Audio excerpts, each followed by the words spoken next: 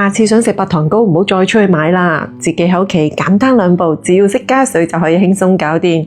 佢獨有嘅清新酸甜口感，爽口唔黐牙，真係好正㗎。碗度倒入430毫升嘅清水，5克嘅內高糖酵母。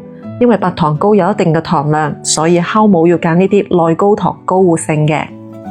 料溶啲酵母之後，倒入1包白糖糕專用粉。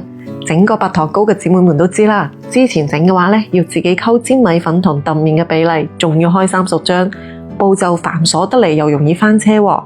家下有咗白沙呢個白糖糕專用粉就好方便啦，佢裏邊已經調好晒比例，連白砂糖都有埋，我哋攞到手淨係需要加水就得噶啦。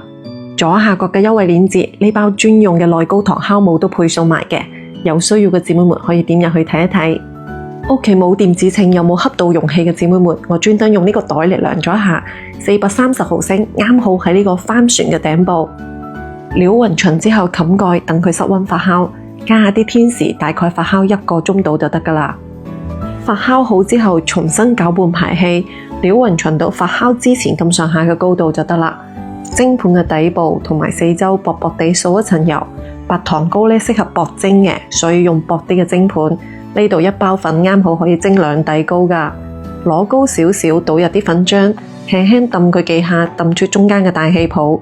水滾上鑊開始計時，全程大火蒸佢25分鐘，完全攤凍之後就可以輕鬆脫模噶啦。改刀切成自己中意嘅大細，咁就搞掂食得噶啦。